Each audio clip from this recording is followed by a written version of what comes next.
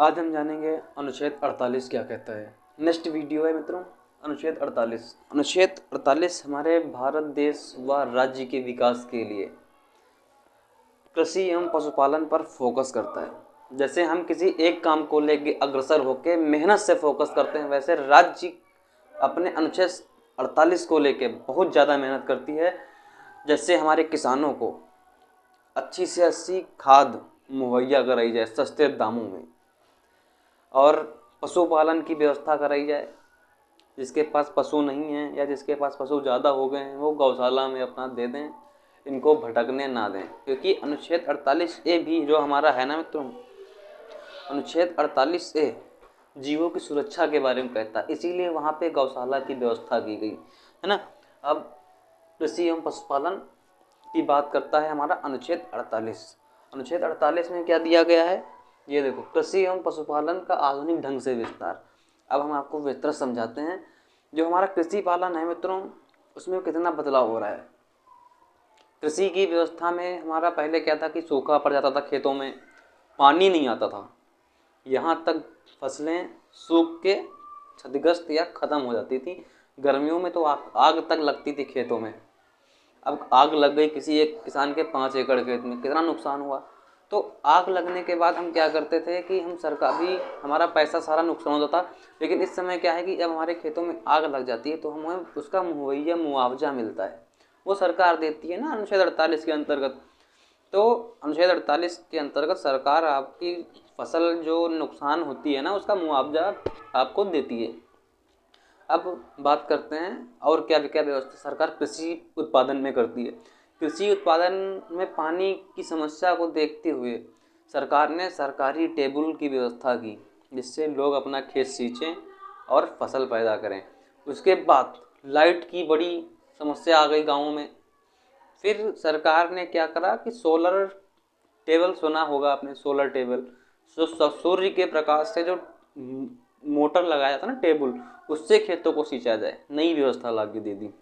दबा के सींचो खेत, पूरा भर दो, 2-3 खेत गांव और भर दो जाके, कोई दिक्कत नहीं आती ना। ये अनुच्छेद 48 कहता है।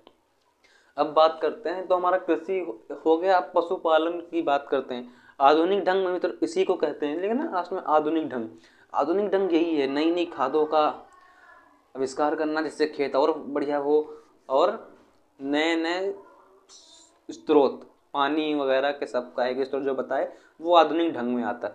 अब बात करते हैं पशुपालन। पशुपालन में किसान के लिए क्या किया गया। पशुपालन एक बहुत अच्छी चीज़ है मित्रों। ये अनुच्छेद 48 के अंतर्गत कहा है कि आपके पास पशु नहीं है ना, तो आप किसान के पास पशु होते ही हैं, तो पशुपालन करो। दूध जो आपका होता था वो बेकार ना जाए, इसके लिए गांव गांव डेयरियों की व्यवस्था करी गई है ना। डेयरी खोल दी गई गांव गांव, अपना दूध वहाँ सप्लाई कर सकते हो आप, है ना, जिससे आपका रोज़मर्रा की ज़िंदगी में कुछ खर्चा निकलता रहे। तो सरकार ने अनुच्छेद 48 के अंतर्गत बहुत सी व्यवस्था की। अब हम अनुच्छेद 48 के बारे में जरा बात करते हैं।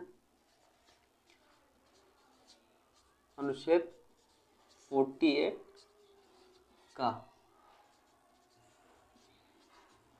पर्यावरण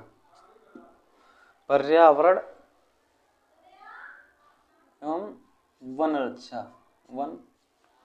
रक्षा।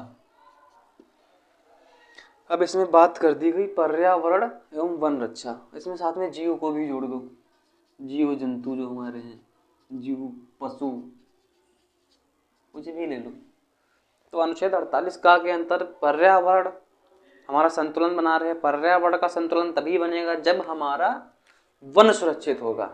जब हमारे जंगल काट दिए जाएंगे तो ऑक्सीजन लेवल मित्रों कम हो जाएगा और पर्यावरण दूषित हो जाएगा।